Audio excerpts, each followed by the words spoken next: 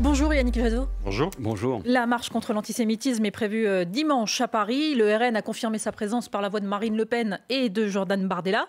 Vous y allez quand même, vous? Bien sûr, parce que il faut juste dire pourquoi.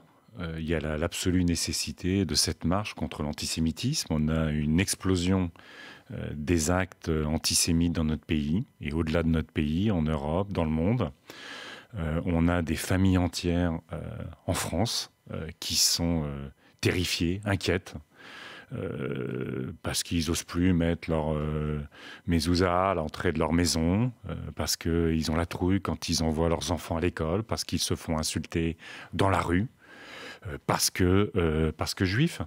Et que c'est absolument insupportable, qu'on sait à quel point l'antisémitisme est un poison de notre société. Vous vous souvenez peut-être de cette phrase de Fanon qui disait quand vous entendez dire du mal des Juifs, dressez l'oreille, on parle de vous. Et c'est pour ça que vous n'avez pas du tout hésité?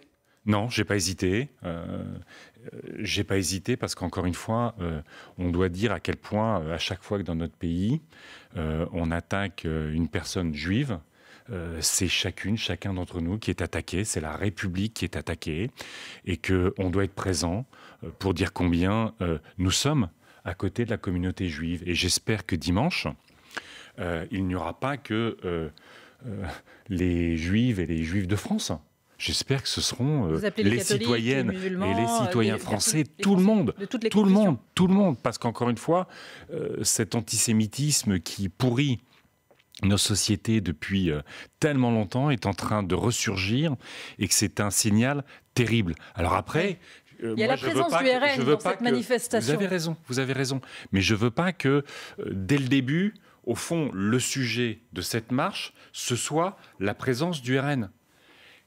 Je veux que le sujet de cette marche, ça soit la mobilisation de la société française contre l'antisémitisme. Le RN, reste que c'est un élément de préoccupation. Oui. C'est pas nous qui devons nous interroger sur notre présence à cette manifestation. C'est évidemment l'extrême droite qui doit s'interroger et qui ne devrait pas être là. Mais est-ce que c'est aussi Gérard Larcher, président du Sénat, et Yaël Braun-Pivet, président de l'Assemblée nationale, qui devraient dire de manière plus explicite? Oui, ils auraient dû le dire. Ils l'ont pas dit hier soir, au JTTF. Vous avez parfaitement raison. On avait fait un courrier. Les groupes de gauche et écologistes du Sénat, ils ont fait la même démarche à l'Assemblée nationale, au président Larcher, pour réaffirmer qu'il devait y avoir un message et des associations et des initiateurs de la marche pour dire à quel point le Rassemblement national, le parti d'Éric Zemmour n'était pas bienvenu dans cette manifestation. Pourquoi ? Le Rassemblement national qui a quand même 88 élus à l'Assemblée nationale, Reconquête qui a un élu au Sénat. Enfin, Reconquête, oui, on le voit malheureusement tous les jours. Éric Zemmour, la Cour de cassation a décidé de le renvoyer devant les tribunaux pour contestation de crimes contre l'humanité. Et on parle de la Shoah. Contestation de crimes contre l'humanité. Éric Zemmour, c'est celui qui a dit Dreyfus était coupable, Pétain est innocent. Enfin, je veux dire, si on ne fait pas plus d'antisémitisme que ça, le Rassemblement national, j'ai écouté la chronique de Bruno Dely ce matin, ouais. Excellente chronique qui rappelle combien les racines du Rassemblement national, du Front national sont antisémites et combien ils n'ont pas rompu avec ses racines et avec leurs ambiguïtés. Oui, une fois qu'on a dit ça, en fait, il y a des élus. Ce sont des élus de la République. Marine Le Pen est députée à l'Assemblée nationale, Jordan Bardella est député européen. Le président de la République lui-même convie Jordan Bardella à l'Élysée. Mais je suis parfaitement... Comment on a interdit ces gens-là de manifester? Mais moi, encore une fois, la question n'est pas de leur interdire la manifestation. Je dis simplement qu'il faut que l'arc républicain, l'arc sincèrement engagé contre l'antisémitisme, rappelle combien le Rassemblement national et le parti d'Éric Zemmour n'ont rien à faire dans une manifestation contre l'antisémitisme parce qu'ils n'ont pas rompu profondément, sincèrement avec l'antisémitisme. Vous savez, ce que tente de faire Marine Le Pen depuis des années, au fond, c'est de remplacer à l'extrême droite la haine des Juifs par la haine des musulmans. Ce qu'on constate, y compris quand Jordan Bardella n'arrive pas à dire que Jean-Marie Le Pen, condamné plusieurs fois pour antisémitisme, n'était pas un antisémite. Au fond, qu'est-ce qu'on constate? C'est que la haine des musulmans n'a pas remplacé la haine des juifs, elle s'est ajoutée à la haine des juifs, elle masque la haine des juifs qui reste profondément ancrée à l'extrême droite. Les Insoumis, eux, ont prévu, c'est sûr, de ne pas participer à la marche parce que Jean-Luc Mélenchon a tweeté « Dimanche, manif de l'arc républicain entre guillemets du RN à la Macronie de Braun-Pivet ». Et sous prétexte d'antisémitisme, les amis du soutien inconditionnel au massacre ont leur rendez-vous. Quelle est votre réaction ? Je regrette profondément cette réaction. À la fois, il faut, je l'ai dit, que tous les républicains affiche cette unité nationale, cette cohésion nationale contre l'antisémitisme et contre tous les racismes et tous les semeurs de haine qui pourrissent notre pays. Je regrette parce que...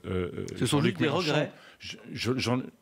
Enfin là, vous allez voir que ça va plus loin, parce que en fait, Jean-Luc Mélenchon, au fond, participe à importer le conflit israélo-palestinien dans notre société en considérant que finalement être contre l'antisémitisme en France, c'est justifier les crimes de guerre aujourd'hui du gouvernement Netanyahou et de l'armée israélienne dans la bande de Gaza.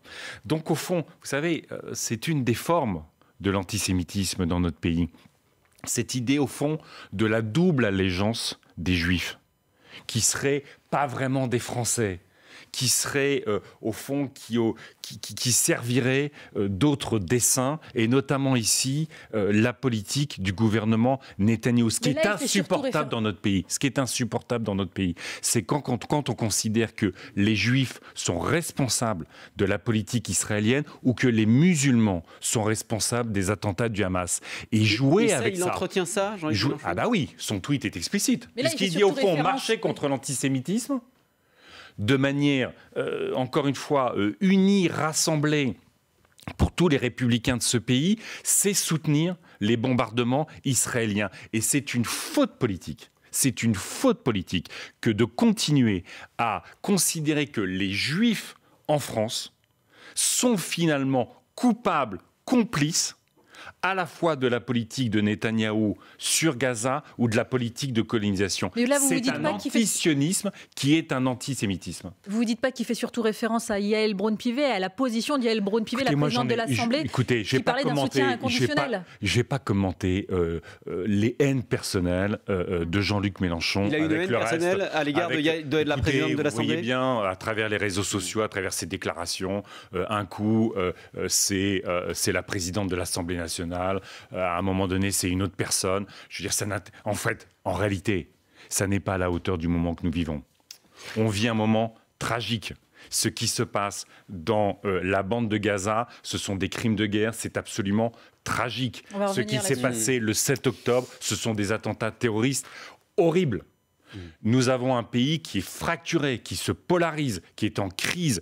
Et franchement, les haines personnelles et les stratégies ou les tactiques politiciennes dans ce moment-là ne sont pas à la hauteur de ce qu'attendent nos concitoyens. Jean-Luc Mélenchon participe à l'importation du conflit israélo-palestinien en France, vient de nous dire. Yannick Jadot, le sénateur écologiste de Paris, est avec nous jusqu'à 9h. On vous retrouve juste après le fil info, 8h42, Maureen Sfignard. Pas de blessés recensés la nuit dernière, affirme la préfecture du Pas-de-Calais, mais il faut rester extrêmement prudent. Aujourd'hui, le département est de nouveau en vigilance rouge. Face au risque de crue, les crèches, les établissements scolaires de plus de 70 communes sont fermés jusqu'à lundi. Ils espéraient une grande marche contre l'antisémitisme dimanche à Paris, mais la proposition des présidents du Sénat et de l'Assemblée nationale divise. La présence du Rassemblement national surtout. Mais Yannick Jadot annonce sur France Info qu'il y sera face à l'explosion des actes antisémites. C'est la République qui est attaquée, dit le sénateur Europe Écologie Les Verts de Paris. Accusé de faciliter le harcèlement en dehors de l'école, les plateformes TikTok et Instagram annoncent qu'elles vont aider leurs utilisateurs victimes ou témoins à appeler le 3018, le numéro national d'aide aux victimes des violences numériques. C'est aujourd'hui la journée nationale contre la lutte contre le harcèlement à l'école. Les huitièmes de finale de la Ligue des champions de football s'éloignent pour Lens, le club battu 1-0 par le PSV Eindhoven hier. Aujourd'hui, Rennes, Toulouse et l'OM jouent en Ligue Europa. France Info. Le 8-30 France Info, Jérôme Chapuis, Salia Braclia. Yannick Jadot, le bilan des morts ne cesse d'augmenter dans la bande de Gaza. Plus de 10 500 morts d'après le ministère de la Santé du Hamas palestinien. La bande de Gaza est assiégée par Israël. Coupure de courant, d'eau font partie du quotidien et les Palestiniens manquent largement de nourriture aussi. La France a décidé d'organiser ce matin à l'Élysée une grande conférence internationale. Vous saluez la démarche d'Emmanuel Macron ? Il faut qu'il y ait ce type d'initiative.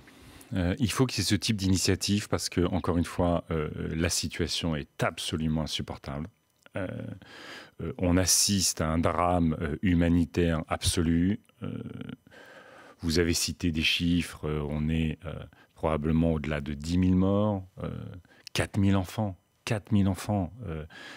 En quoi ces enfants sont en quoi que ce soit responsables des attentats terroristes du Hamas? Franchement, il y a là des crimes de guerre qui sont insupportables. Donc la communauté internationale doit se mobiliser pour mettre le maximum de pression sur le gouvernement israélien pour qu'il arrête ces bombardements de populations civiles. Qu'est-ce qu'elle doit faire de plus, la communauté internationale? Qu'est-ce qu'elle doit faire de plus aujourd'hui? Elle doit déjà parler d'une seule voix.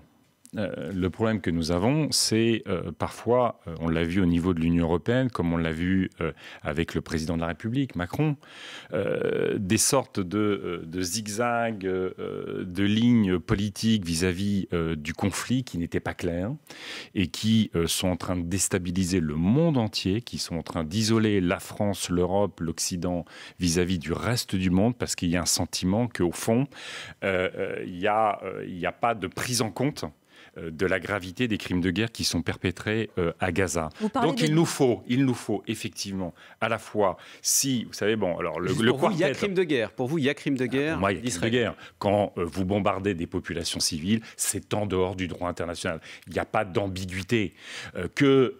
Certains parlent de génocide, de nettoyage ethnique. Vous utilisez ces mots aussi? Vous savez, il faut toujours faire attention avec les termes. Oui. Moi, j'attends toujours que les juristes s'exprime sur la qualification des crimes pour pouvoir les reprendre. Parce que sinon, au bout d'un moment, je veux dire, on utilise les termes qu'on veut les plus forts pour dénoncer des drames absolus. Et au fond, à un moment donné, il y a de la confusion. Donc, à partir du moment où vous déplacez des populations, vous les assoiffez, vous les affamez, vous les empêchez de se soigner et vous les bombardez, ça relève des crimes de guerre. Et on dénonce les crimes de guerre quand c'est la Russie, évidemment. Mais la Russie n'est pas une démocratie. Israël revendique légitimement d'être une démocratie. Moi, je condamne, je dénonce le gouvernement d'extrême droite israélien, mais il a été élu. Donc, d'une certaine manière, vous êtes d'accord avec les critiques des pays du Sud qui disent qu'il y a deux poids, deux mesures? Bien sûr qu'il y a deux poids, deux mesures. Bien sûr qu'il y a ce sentiment d'exaspération et de deux poids, deux mesures qui, au fond, se concentre se cristallise aujourd'hui sur la question palestinienne, mais on l'a vu autour des vaccins, on l'a vu autour de la présence de la France dans certains pays africains. D'où on l'a vu évidemment avec la guerre en Irak des États-Unis. Entre les pays du Sud et l'Occident. Qu'est-ce qu'il faut faire aujourd'hui? Effectivement, il faut que la communauté internationale, donc au fond l'Union européenne, premier marché d'exportation des produits israéliens, premier donateur auprès de l'autorité palestinienne, que les États-Unis, dont on sait le poids majeur auprès d'Israël, arrivent à parler d'une seule voix pour imposer un cessez-le-feu, qu'on arrête ces bombardements qui sont Benjamin Netanyahou dit non, pas de cessez-le-feu. Oui, parce que nous ne parlons pas d'une seule voix. Parce que nous ne parlons pas d'une seule voix. On voit l'Union européenne ne pas parler d'une seule voix. Et on n'entend pas le président Macron parler de cessez-le-feu. On n'entend pas le président Macron parler de cessez-le-feu. Moi, j'entends bien que il faut mettre de l'humanitaire et que si on arrivait à avoir une trêve humanitaire, c'est peut-être le début d'une avancée pour à la fois soulager les populations et engager un processus politique. Mais il nous faut envisager un processus de paix. Et une initiative que devra prendre la France et l'Union européenne si on veut effectivement être crédible sur la solution à 2 États, parce qu'il faudra une solution à 2 États, c'est la reconnaissance de l'État de Palestine. Yannick Jadot, vous êtes aussi sénateur et l'actualité au Sénat en ce moment, c'est le texte immigration qui est en ce moment examiné. Avant-hier, l'aide médicale d'État a été supprimée au profit d'une aide médicale d'urgence. Quelle est votre position sur ce sujet ? C'est horrible. Vous savez, j'arrive au Sénat, on m'avait dit, tu vois, tu as de la chance. Au Sénat, il n'y a pas l'extrême droite, enfin il y en a quelques-uns. Il y a Stéphane Ravier par exemple. Mais il y a Stéphane Ravier, bon bref. Mais là, il n'y a pas besoin d'extrême droite au Sénat, il y a la droite.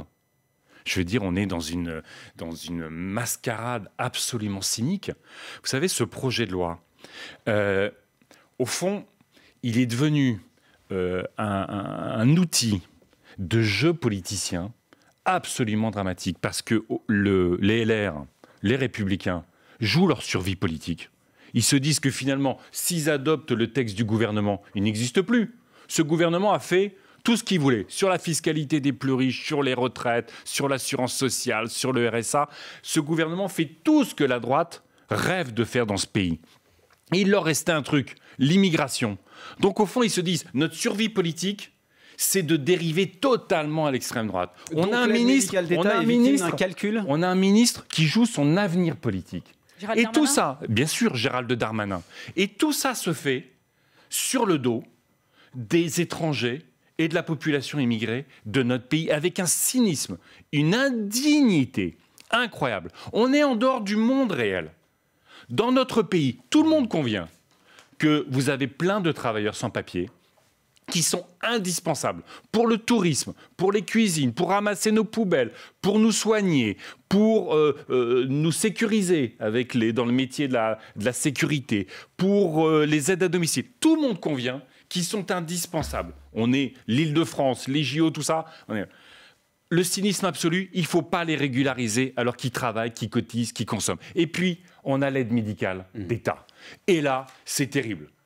Je veux dire, on a y compris une ministre de la Santé, qui vient pour dire l'aide d'État, l'aide médicale d'État, ça permet d'éviter la dramatisation, la précarisation et des maladies extrêmement graves pour les populations sans papier. C'est une protection.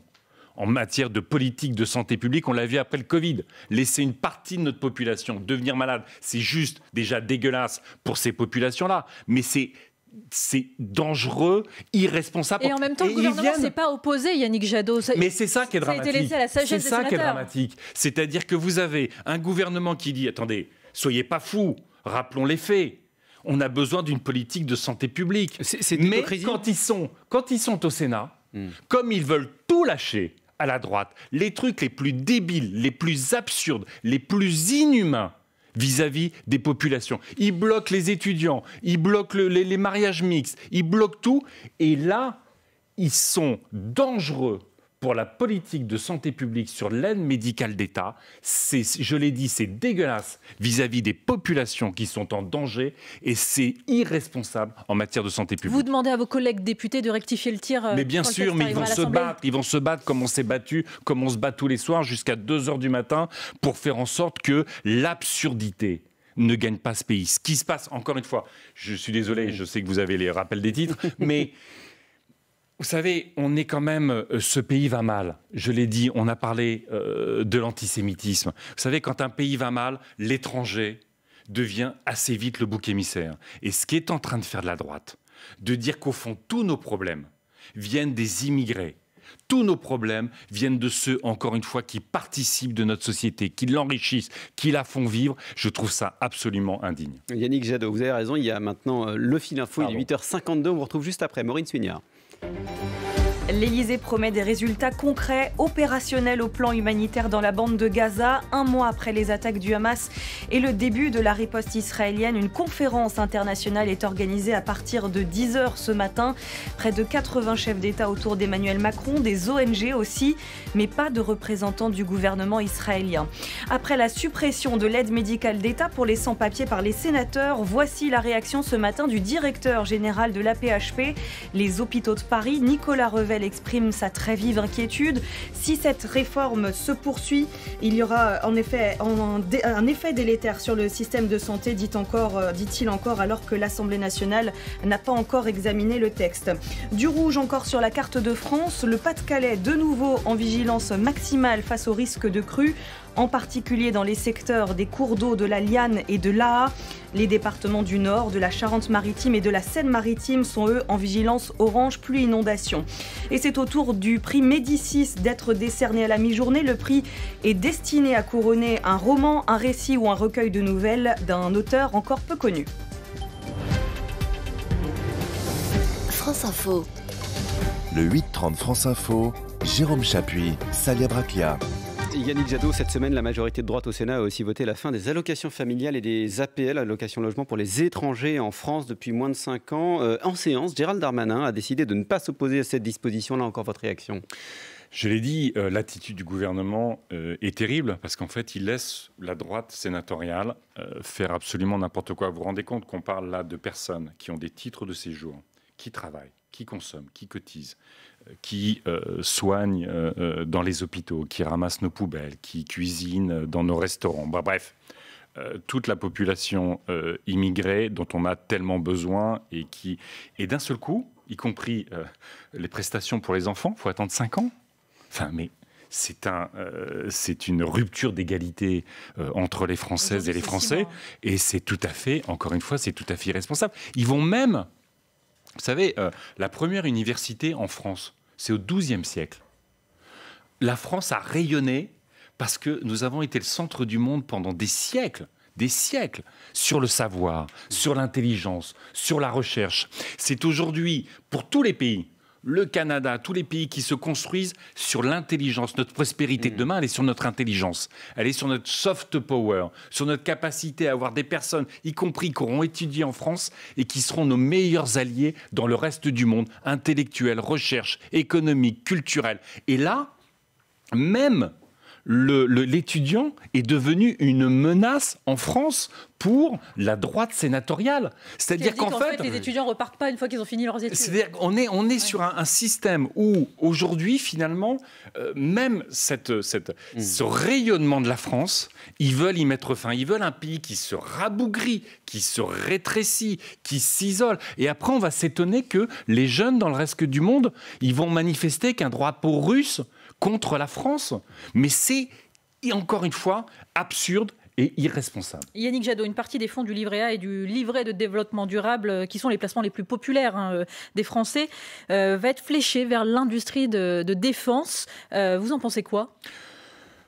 Écoutez, j'ai appris ça. Dans le rappel des titres, on voyait les inondations dans le nord de la France. On a eu les tempêtes, on a les canicules, on va avoir l'année qui va exploser tous les compteurs de réchauffement climatique.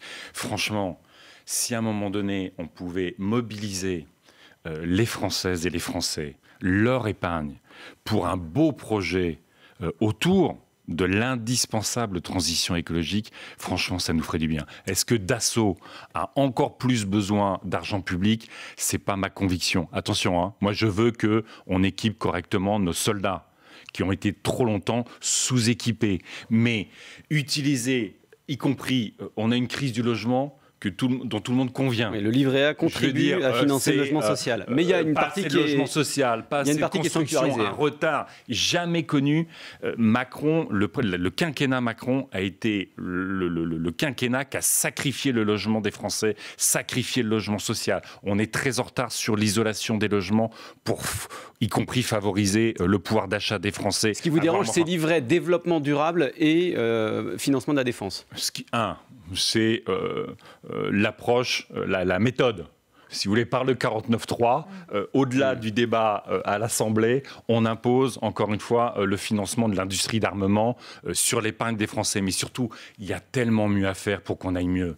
On ne peut pas regarder les inondations, les canicules, les sécheresses et au fond, ne pas mobiliser les Français autour de ça. On a les solutions aujourd'hui, mais le gouvernement refuse de financer ces solutions, mobilisant l'épargne des Français pour la transition écologique. Yannick Jadot, très rapidement, s'il vous plaît, à la France Insoumise. Raquel Garrido, la députée de Seine-Saint-Denis, n'a plus le droit de s'exprimer au nom des députés LFI. On a assez parlé de LFI en début de journal, ça vous agace. En début d'émission. Mais les ponts sont coupés avec la NUP ? Écoutez, moi je me suis exprimé très clairement. Je pense que la NUP est morte. Je veux dire, ça a été une coalition intelligente. Aujourd'hui, on voit bien que ça a été construit comme une extension de la France insoumise avec ses méthodes de gouvernement et sous l'emprise de Jean-Luc Mélenchon. On voit bien la méthode de Jean-Luc Mélenchon, purger à l'intérieur, purger à l'extérieur. Moi, j'appelle le peuple de gauche, à chaque fois qu'on a gagné dans ce pays, et si on veut gagner en 2027, c'est parce que les intellectuels, le monde de la culture, les syndicats, les organisations de la société civile, avec les mouvements politiques, ont construit le projet. Donc moi j'appelle à ce qu'on construise ce projet-là, qui sera un projet d'union. Il n'y a pas d'électorat irréconciliable à gauche. Il y a des personnalités aujourd'hui qui semblent irréconciliables, mais il n'y a pas d'électorat irréconciliable. Donc j'appelle le peuple de gauche à s'emparer de son projet pour 2027, à travailler, mais franchement, le ridicule de la décision de la direction insoumise vis-à-vis de Raquel Garrido ne mérite pas plus de temps sur votre antenne. Yannick Jadot, sénateur écologiste de Paris, merci d'avoir été avec nous sur France Info. Merci. Je vous laisse en compagnie de Salia Braclia, le programme des informés dans 5 minutes. 2 sujets au menu. Quand l'organisation de la marche contre l'antisémitisme dimanche à Paris vire au casse-tête avec la présence de Marine Le Pen et d'Éric Zemmour. La gauche réclame un cordon républicain symbolique. Comment trouver un consensus et puis comment aider aussi la population palestinienne à Gaza qui souffre en l'absence d'un cessez-le-feu dans la guerre entre Israël et le Hamas. Emmanuel Macron ouvre ce matin une conférence humanitaire à l'Elysée. On parle dans un instant de tout ça avec Renaud Dely et ses informés. A tout de suite sur France Info.